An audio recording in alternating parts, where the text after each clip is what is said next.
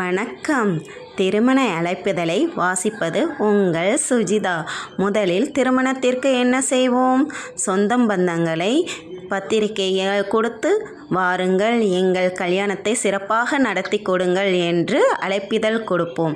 அந்த அழைப்பிதழே உங்களுக்கு ஒரு கல்யாணத்தையே உருவாக்கி காமித்தால் எப்படி இருக்கும் என்பதுதான் இதனுடைய கருத்து. முதலில் குங்குமம் தான் நமக்கு சிறந்த ஒன்று.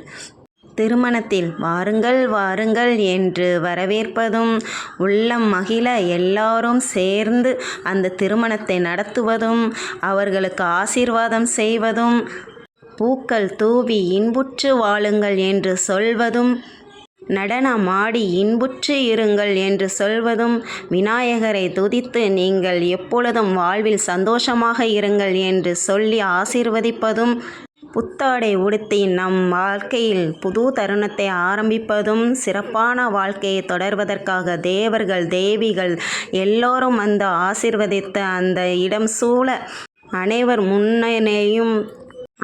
முன்னிலையிலும் கன்னியாதானம் செய்து கொடுத்து அவர்கள் இன்னொரு வீட்டிற்கு செல்வதும், அந்த திருமண உறவுகளை அனைவரையும் அனுசரித்து செல்லவும், இருவரும் சேர்ந்து அனுசரிக்கவும், சிவன் பார்வதியுடன் நம்மளும் சேர்ந்து அவர்களை ஆசீர்வதித்து திருமணத்தில் படைசூழ சென்று மாப்பிள்ளை வீட்டாரிடம் பெண்ணை ஒப்படைத்து மாப்பிள்ளையும் பெண்ணும் நலமோடு வாழ்க என்று கன்னியாதானம் என்பது கல்யாணம் என்றொரு பெயரும் ஆகிற்று. மற்ற உறவுகளை நம் முற்றோர்களாகவும் நம் சொந்தமாகவும் பார்ப்பதும், நம் குதிரையேறி வரும் கள்ளழகர் அழகுக்கே சிறந்த அவரே நீங்கள் வாழ்க வாழ்க பல்லாண்டு வாழ்க என்று உங்களை வந்து சிறப்பித்து செல்வார்.